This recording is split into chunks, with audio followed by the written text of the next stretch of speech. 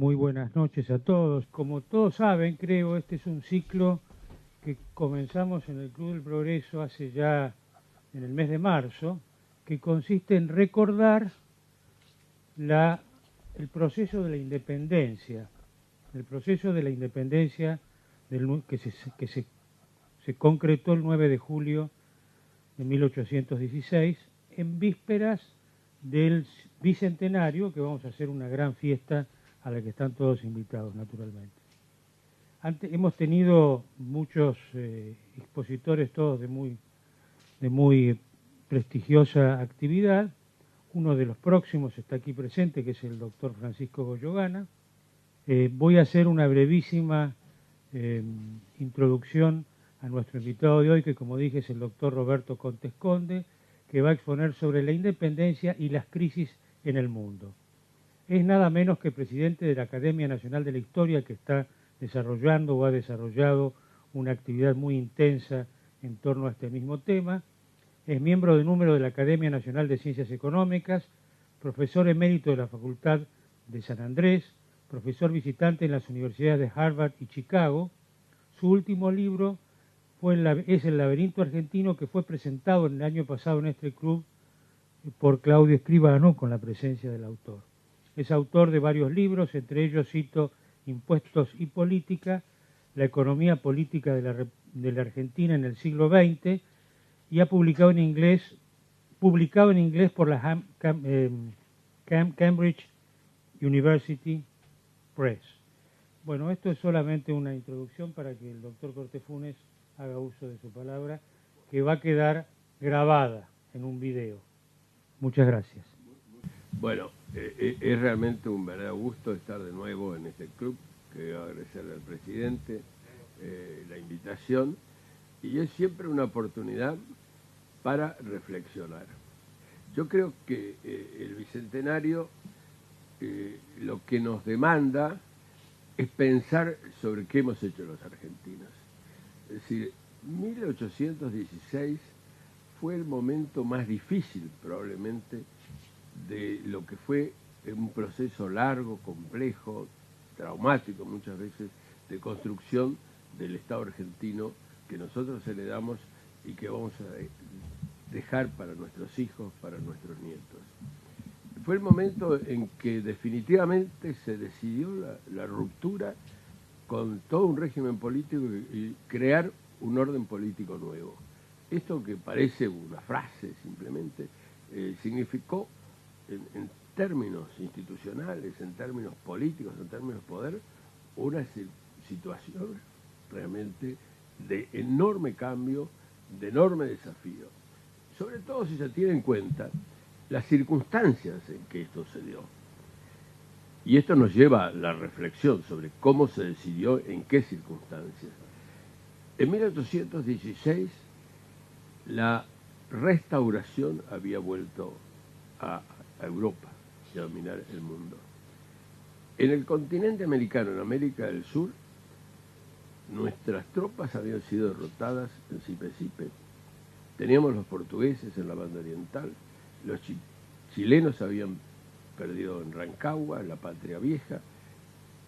O'Higgins había cruzado hacia la Argentina con el resto de las tropas que le quedaban.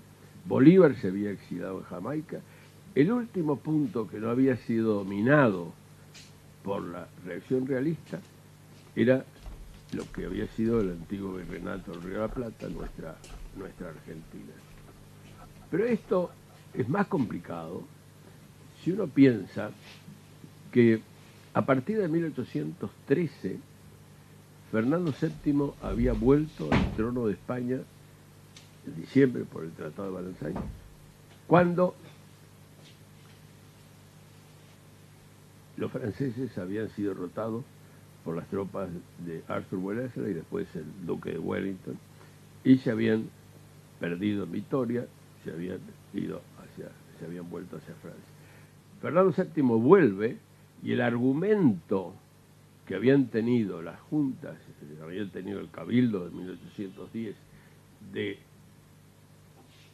el rechazo a la vacancia real que se había producido por la doble abdicación en Bayona, ya no tenía ningún argumento. 1808 es un momento en que surgen, después de la ocupación napoleónica en España, el levantamiento del 2 de mayo, una nueva situación en España en el cual las juntas populares que surgen en cada uno de las ciudades y pueblos de España se levantan contra el invasor francés, y esto está repetido en el continente americano y en Buenos Aires, que se decide que en una situación de vacancia de la autoridad real, los pueblos vuelven a recuperar su propia soberanía. Este argumento de la soberanía vacante es un argumento que en 1816 ya no existe. 1810 es un momento, es el momento en que empieza el proceso independentista, es un momento en el cual todavía el movimiento que hay en Buenos Aires, que después se trasciende al resto del territorio de lo que es Argentina, que había sido el virreinato del Río de la Plata, responde a un movimiento internacional, un movimiento que pasa en España en una situación de crisis monárquica. En una situación de crisis monárquica donde hay la primera crisis de legitimidad de la monarquía absoluta, que se da no aquí en Buenos Aires, donde el cabildo impone la junta al virrey, sino que se da en España, porque en definitiva dentro de lo que era la legitimidad monárquica, al haber abdicado Carlos IV y Fernando VII, en realidad la legitimidad correspondía a la autoridad de José Bonaparte, que había sido avalada por el Consejo de Castilla y las mayores autoridades de España. Lo que hace en España es también una crisis de legitimidad. Se discute que en realidad eso es ilegítimo. Es cierto, y aquí todo es discutible, por eso yo hablo de la crisis del mundo, que era demasiado forzado imponer que a una dinastía monárquica sucedía otra dinastía que era la de Bonaparte, con la misma legitimidad que había tenido la anterior. Ahora, crisis de sucesiones dinásticas, no de legitimidad, habían existido antes.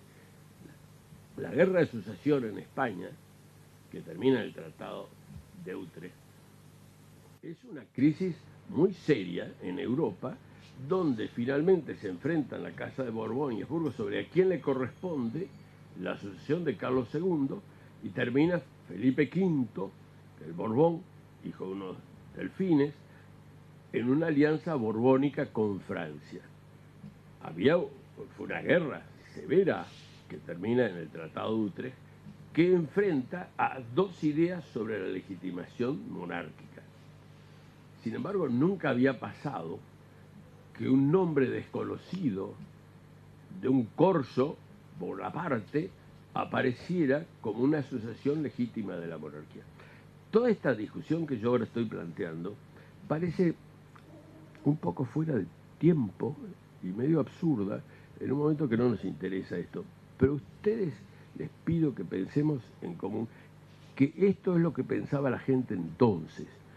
A mí lo que me interesa en estas reflexiones históricas que hago con respecto a este momento de la independencia es que tratemos de pensar como pensaba la gente entonces, no como pensamos nosotros. Acá hay un problema de anacronismo tremendo cuando hablamos de historia, es que pedimos al pasado que piense con los valores que nosotros tenemos. La gente entonces, las creencias, que es una cosa más importante que las normas, la gente actúa en relación a las creencias que tiene sobre las normas que tiene, no sobre las normas como son. Y la gente creía, porque había pasado siglos así, en que la autoridad estaba en el origen divino que tenía la autoridad de los reyes, que se daba por que Dios había elegido una dinastía que había evitado esta cosa que fue durante siglos el problema central de la teoría política. ¿Por qué es la teoría de la monarquía de origen divino? Simplemente es una simple cosa, para evitar las guerras tremendas civiles, por quién tenía el orden, el derecho a mantener el orden y la autoridad. Sabíamos que había una línea que era no discutible y que había que adecuarse a ella. Eso era muy importante, era para mantener la paz en unas sociedades que podían estar muy... Es cierto que en la realidad, si uno leía Shakespeare y todo, tiene el tema de la guerra de las rosas, se mataban que da gusto, pero de todos modos en las luchas políticas eso no quiere decir que era un elemento fundamental en la legitimación de la autoridad política. Cuando nosotros llegamos, 1810, y desconocemos, aún antes, cuando España se levanta y impone las juntas, está poniendo en crisis todo un sistema de creencias enormemente importante. Y lo que yo ahora planteo es que reemplazar ese sistema de creencias por otro que ahora nos parece muy conocido, lo hemos estudiado todos en el colegio, en la facultad, el sistema del Estado de Derecho, del sistema constitucional, división de poderes, voto popular, soberanía popular, todo eso, esto lo conocemos ahora, no era lo que se pensaba entonces. Reemplazar un orden político por otro tiene un costo enorme, tiene un costo enorme. Ese es el problema que afrontaban los que de golpe declararon la independencia, que evidentemente no era solamente en 1816, era un problema que venía antes, ya en 1810 se había planteado, pero se había planteado antes en España, es decir, en España empieza a discutirse la legitimidad de la monarquía. Es decir, yo impongo que en un momento de vacancia real la soberanía está de vuelta a los pueblos. Este es un argumento que usó Jovellanos, que en realidad apunta a otro fenómeno. En política, los actores políticos tienden a buscar argumentos ideológicos para justificar su acción política. No siempre es la idea la que determina la acción, sino es la acción la que busca una justificación en la idea. Si no, no se entiende nada. La idea busca... Entonces, cuando los historiadores estudian algo y dicen, bueno, la idea era esta, no, la idea sirve para justificar. Y una de las cosas que sí es una constante es el poder. Cuando uno toma el poder, tiene inmediatamente que buscar, y si no, fíjense la historia argentina de los últimos años, tiene que buscar todo un sistema, crearlo, imaginarlo, relato, para legitimizar el poder que uno está ejerciendo. Cuando uno hace una revolución, porque esto también no necesita ser una revolución, inclusive puede ser militar, no sé, pero revolución en el sentido de un cambio en el régimen político, basado durante siglos y en las colonias españolas de América, estuvo muy respetado, muy ordenado, a pesar de que hubo periodos de crisis además, pero fueron 3 siglos de un orden asegurado, no era simplemente una situación circunstancial. Había virreyes, había audiencias y había leyes, había toda una serie de... Y de golpe todo eso, había la iglesia que estaba sosteniendo eso, y de golpe todo esto se cuestiona y se... Ahora, esto es parte de lo que estaba pasando en España, pero también es parte de lo que está pasando en el mundo. Y lo que estaba pasando en el mundo tiene que ver también con otro tipo de crisis que es la que yo quería señalar esta noche. El hecho que en América empiezan a repetirse conflictos europeos con distintas coaliciones que se apoyan de acuerdo a las cambiantes situaciones, es un tema que pone en cuestionamiento también la autoridad legítima de las potencias europeas. En general, algunos autores dicen, bueno, es el reparto imperial que tienen España, Francia e Inglaterra. No, es eso, pero es más que eso. Es antes que eso la discusión sobre la hegemonía en Europa que tienen las 3 principales potencias europeas, España, Inglaterra y Francia, para mantener una predominancia en el propio continente europeo que se va a repetir en las colonias que ellos tienen en América. Pero no es que es América el lugar donde pelean, es Europa. Y todo viene antes, desde los conflictos que tienen, desde la paz de Westfalia, Francia e Inglaterra cuando Francia empieza a decaer e Inglaterra empieza a tener más fuerza. El problema es que a partir de la Guerra de Sucesión Española, cuando los Borbones reemplazan a los Habsburgos, España empieza a seguir, para mal de España misma, a Francia. Es decir, en el siglo XVIII, España va a ser la perdedora porque se junta a Francia para enfrentar a Inglaterra. Pero el primer conflicto que nos va a afectar, y nos va a afectar del otro lado del charco que tenemos acá, el Río de la Plata, va a ser el enfrentamiento franco-inglés, que se va a dar en distintos lugares de Europa y se va a dar en Canadá. Y nos va a afectar porque va a tener que ver en Colonia del Sacramento, que fue tomada y retomada, etc. Inclusive hay una cosa, cuando se habla de las invasiones inglesas en Buenos Aires, se dice, bueno, Inglaterra tenía intereses comerciales. Inglaterra estaba en contra de Francia y atacó Buenos Aires porque era un puesto español que estaba aliado a Francia. Estamos en una guerra de potencias europeas donde se discutía el predominio Francia-Inglaterra y España atada a Inglaterra. Pero esto va a otra cosa que es muy importante, el problema de legitimidad. Cuando la guerra franco-canadiense, donde se encuentran franceses y ingleses, Inglaterra encuentra por primera vez que tiene problemas fiscales, financieros muy serios para mantener su ejército en las colonias. En las colonias, uno recuerda Washington, que solo se mantenían milicias que luchaban contra los indios para defender a los colonos que ocupaban tierras. Pero cuando tienen que enfrentarse con los franceses, necesitan armamento y tropas profesionales. ¿Y qué pasa ahí? Simplemente que Inglaterra decide ponerles un impuesto a los norteamericanos que no pagaban impuestos, pagaban impuestos de comercio, no pagaban impuestos directos, pagaban sus impuestos locales, que servían para gastos locales. Ahí está la rebelión de los contribuyentes, el famoso Tea Party, y la rebelión en Boston.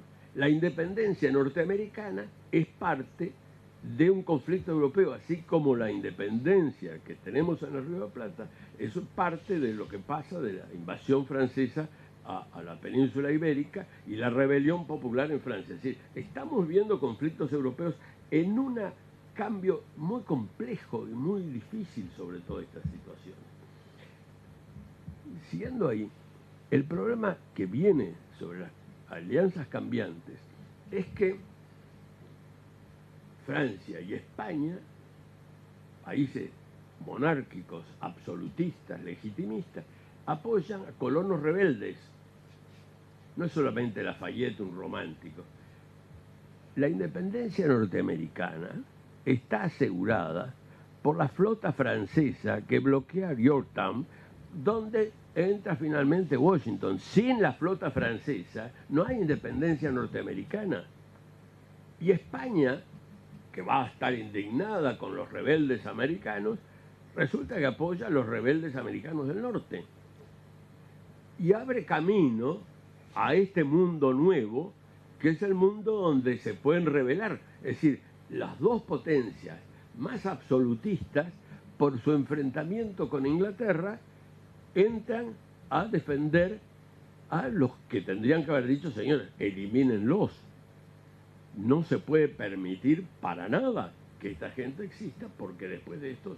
Bueno, planteado ese mundo, en 1810, cuando empieza en 1813, en 1816, se plantea en América del Sur, en el Río de la Plata, en el único lugar que va a continuar, este cambio de régimen, que con todo lo disfrazado que hay, la máscara de Fernando VII, realmente en los hechos y en la circunstancia de que impone por la fuerza, por un ejército, y acá es un problema real de soberanía, aunque no se haya declarado la independencia en 1810, el 27, que ahora se celebró el Día del Ejército, se manifiesta una manifestación clarísima de soberanía. Yo voy a imponer la autoridad de este gobierno y lo voy a imponer por la fuerza. No hay otra forma de asegurar que un gobierno tenga imperium.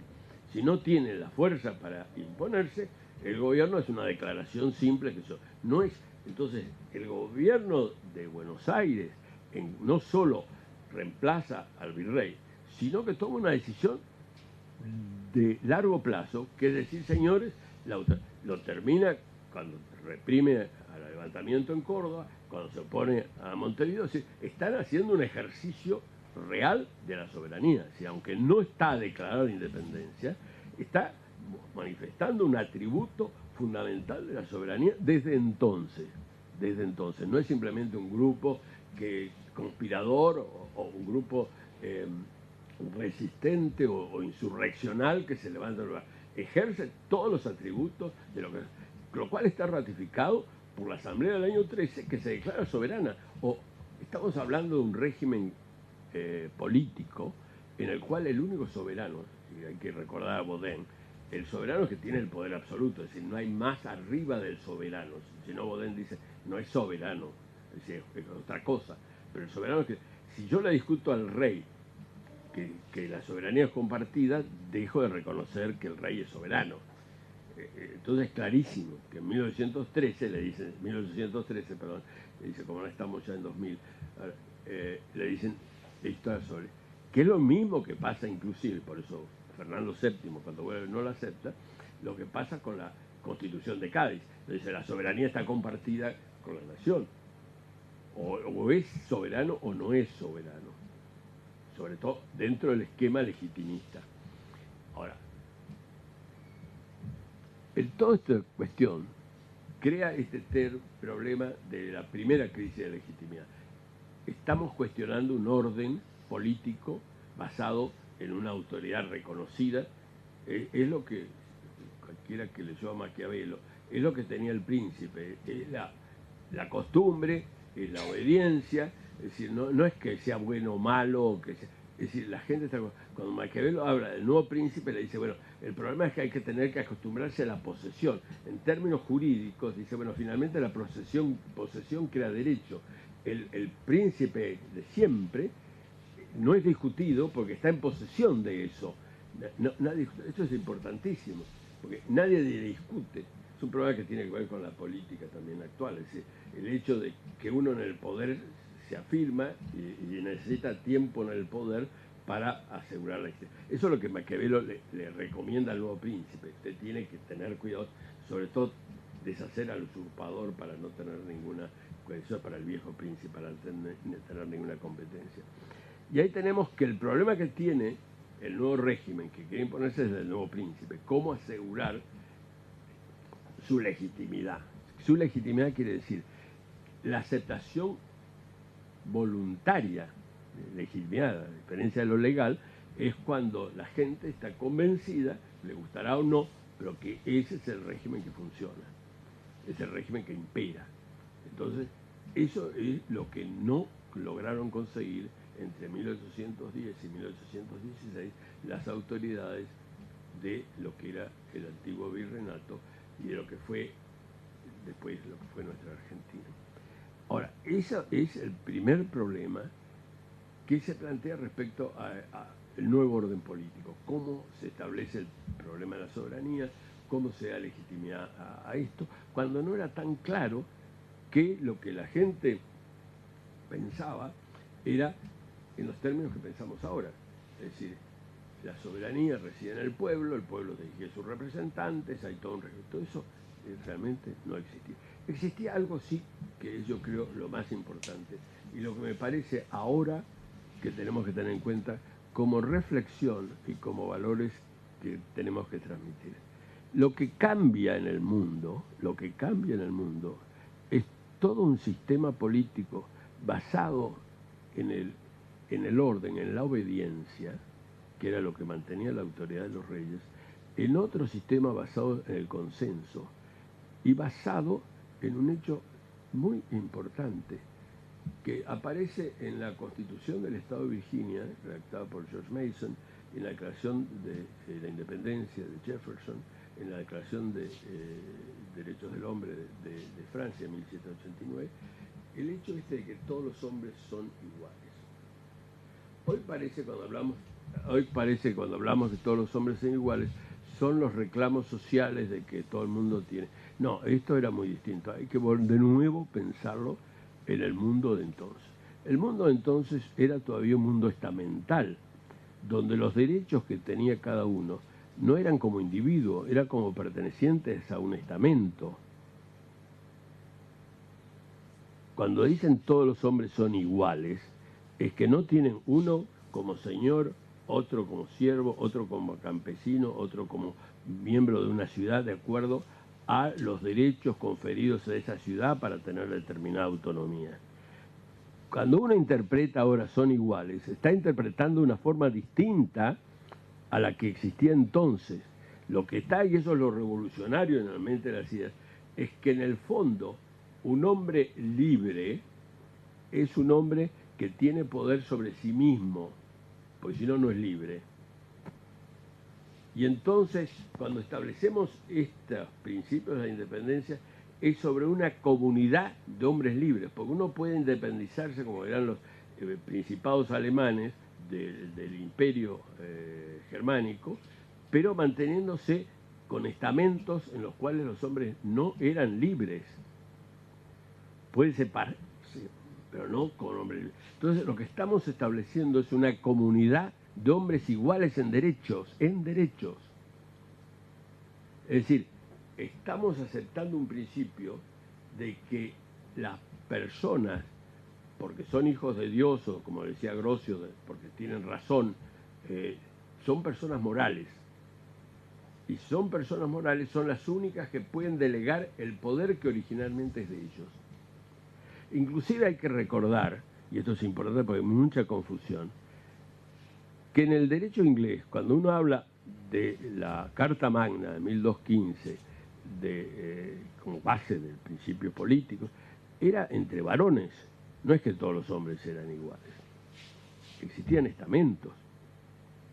Lo que sí es cierto, y eso es lo que toma Montesquieu, que en un régimen como el inglés, el problema es que la tiranía, la libertad se mantiene mientras los distintos estamentos se compensen. Pero no quiere decir que todos los hombres son iguales en derechos. Simplemente evitamos que Juan sin tierra se quede con todo y le ponemos un freno. Lo que dice Montesquieu en el espíritu de las leyes es que finalmente la nobleza está para... Cuando tenemos Francia del 89, y ahí está todo el lío que se arma enseguida por el terror de la Revolución Francesa, es que Rousseau dice, no, eso es mantener los estamentos, hay que recordarse así es, cuando dice el tercer estado es todo. Es decir, no queremos que haya estamentos, es más radical que la versión inglesa de la Revolución Gloriosa de 1788, el equilibrio de poderes. Es más radical, pero al mismo tiempo, como no sabe resolver el problema, dice, la soberanía es de la nación, y la nación es un ente abstracto. Entonces finalmente la nación es el Comité de Salud Pública, y finalmente la nación es Robespierre, y de los que siguen matándose hasta que se cortan la cabeza a todos y tenemos Napoleón. Y lo que nos pasa acá, o lo que les pasa a la gente que actuó entonces, que va al Congreso de Tucumán, es que se encuentran en este dilema. Después del momento revolucionario, liberal, de la Revolución Norteamericana y del principio de la Revolución Francesa, lo que tenemos es el desborde y la tiranía de lo que pasa con el régimen del terror y después con Napoleón. Entonces viene toda una reacción con respecto a eso. ¿Cómo nos integramos? Este es el segundo problema que se da en 1816. ¿Cómo hacemos este lío revolucionario que creamos para entrar en lo que dice Constant? Seamos moderados y vamos a ver cómo se resuelve este problema de otra forma. Esto es Belgrano en el Congreso de Tucumán cuando le dice la monarquía, porque en Europa nadie entiende este tipo. ¿Por qué si España y Francia aceptan la república en Estados Unidos, no acepta este régimen republicano que era, como yo digo siempre, decirse republicano después del Congreso de Viena es como los que son de la misma edad que yo o un poco menores, es como en 1950 o la guerra de Corea, en la época de McCarthy, decir que una persona era comunista. Salían disparando todo, decían que horror, eso es lo peor que le puede pasar a alguien. Bueno, decir que alguien era republicano en 1816, no en 1776 con la Revolución Norteamericana, era una herejía espantosa. Bueno, estos se encuentran los hombres de Tucumán y entonces tenemos un Congreso de Tucumán que busca una salida moderada. ¿Por qué busca una salida moderada? Porque entra en este tipo de coalición, por eso yo hice toda esta introducción sobre los problemas de la alianza y los problemas de los conflictos internacionales, porque busca cómo ubicarse en este mundo tan cambiante. En el mundo tan cambiante que Inglaterra, para molestar a Francia y a España, al principio promovía la revolución en los países que eran colonias españolas, y después, a partir de 1808, por una razón puramente militar, decide cambiar completamente de posición. ¿Por qué? Porque Arthur Wellesley, después el duque de Wellington, va a Portugal y espera que Castaños y los españoles que se habían levantado, a pesar de que él tenía un desprecio total por la capacidad militar de los españoles, pero el lío que le estaba haciendo hacía, como pasó en la Segunda Guerra Mundial, que el frente este, los españoles no pudieran tener todas las tropas que tenían dedicadas para mantener la situación militar. Entonces España, y esto uno puede leerlo en el Lord Stanford de Enrique Ruiz Guiñazú, le están diciéndose que Lord Stanford viene a Río de Janeiro, que es realmente el que maneja todo, y le dice a los delegados de la Junta, ustedes no hablen de la independencia nunca. Ahí está, en el fondo, el problema de la máscara de Fernando VII.